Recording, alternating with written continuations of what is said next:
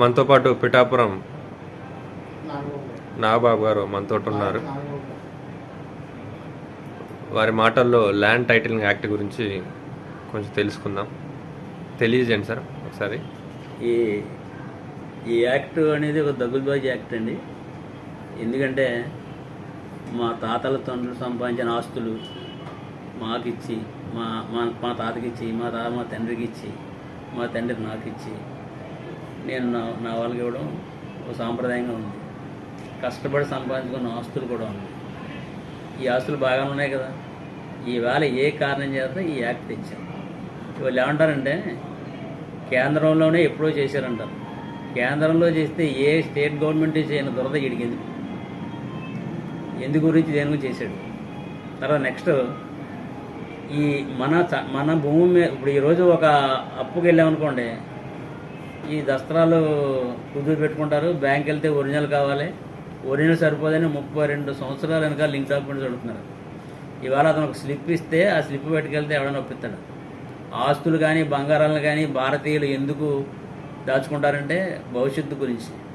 ప్రపంచం మొత్తం కూడా ఫైనాన్షియల్గా దెబ్బతిన్నప్పుడు కూడా భారతదేశం దెబ్బతినలేదు.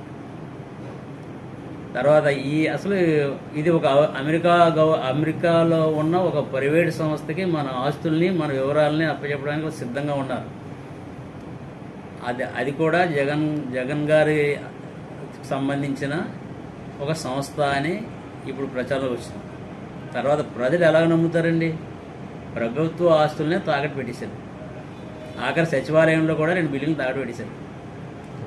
మీకు విశాఖపట్నంలో ఒక పాఠశాల భవనాన్ని తాకట్టు పెట్టేశారు. అన్నిని మట్టికి ఆ తాకట్టు పెట్టేసి అప్పులు తెచ్చి నవరత్నాలు అంటాడు. బాబు సొమ్ము ఇవ్వట్లేదు, ₹1 అతని దగ్గర తెచ్చుకోలేదు. మరి ఈవేళ యాక్ట్ని కానీ చట్టాన్ని కానీ జనాలు నమ్మరో. దానివలన ఈ మన ఆంధ్రప్రదేశ్ ప్రజలు 1 సెంటు భూమి కూడా లేని బికార్లు అయిపోతారు. దీనిపైన మనం ఏదన్నా వెళ్ళాలంటే లోకల్ కోర్టులకి దేనికి కూడా అధికారం లేదు. 2 ఆఫీసులను వేస్తారంట. కేంద్రం కూడా చాలా ముట్టింది దాని మీద. చాలా రకాలు ఈ యాక్ట్ని 2-3 సార్లు ఢిల్లీ హైదరాబాద్ తిరిగింది ఆ యాక్ట్. ఓకే. తర్వాత నెక్స్ట్ ఏంటంటే ఈ యాక్ట్ పైన ఇతను ఎందుకంత అభిమానం? పాస్ పుస్తకాల మీద అతని ఫోటో అండి, సర్వే రాళ్ళ మీద అతని ఫోటో అండి, అలాగే రెవెన్యూ స్టాంప్ మీద కదా. మీకు ఈ రెవెన్యూ స్టాంప్ మీద ఇప్పుడు అతని ఫోటో వచ్చింది. ఇప్పుడు చూసాను నేను కూడా. అసలు ఈ భూమి కూడా అతనికి ఎందుకు?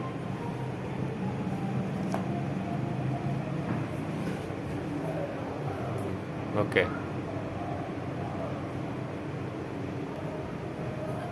6 నెలల్లో 2 సంవత్సరాల్లో ఇచ్చారు. సరిగ్గా చూడలేదు నేను. ఆ టైంలో ఆ భూమి నాది అని మనం రుజువు చేసుకోకపోతే ఆ భూమి వేరే వాళ్ళకి వెళ్ళిపోద్దండి. దీనిపైన ఏదైనా మనం వాద్యం చేయాలి అనుకుంటే హైకోర్టులోకి వెళ్ళాలి. హైకోర్టు తప్ప వేరే దారి. ఎంతమంది హైకోర్టులకు వెళ్తారు? ఎన్ని లక్షల కేసులు పెండింగ్లు ఉంటాయి, ఎన్ని సంవత్సరాలు తేలుతాయి. కూతురు పెళ్లి చేసుకోవాలి, కొడుకు చదివించుకోవాలి, లేదా అప్పులు తీర్చుకోవాలి, లేదా ఆరోగ్యం చేయాలి, ఉన్న ఆస్తి కదా తాకట్టు పెట్టుకెళ్తారు. దీన్ని ఎవరి ఆధీనంలోనూ పెట్టేంత అవసరం ఏంటి? అంటే ఆంధ్రప్రదేశ్ని ఏం చేద్దామని? ఆంధ్రప్రదేశ్ ప్రజల మీద జగన్కి విపరీతమైన కోపం, కక్ష నాకేమైతే అర్థం కావట్లేదు. ఇటువంటి యాక్ట్ తీసుకురావడం వలన ప్రతి ఒక్కడు ఇన్ని కోట్ల మంది ప్రతి ఒక్కడు నష్టపోతారు తప్ప. ఇదేమంటే ఆఖరికి ఏంటంటే విప్లవం తెచ్చి రోడ్ల మీదకి వెళ్ళి విప్లవాలు తీసుకొచ్చేంత స్థితికి వస్తుంది యాక్ట్ కానీ బయటకు వస్తుంది. దీనికి పరిష్కారం ఏమంటారు సార్? యాక్ట్ రద్దు చేయడే పరిష్కారం. ఇంకా పరిష్కారం చెప్పాలంటే ఈ గవర్నమెంట్ ఓడించడమే పరిష్కారం. ఈడుంటే మళ్ళీ పెడతాడు.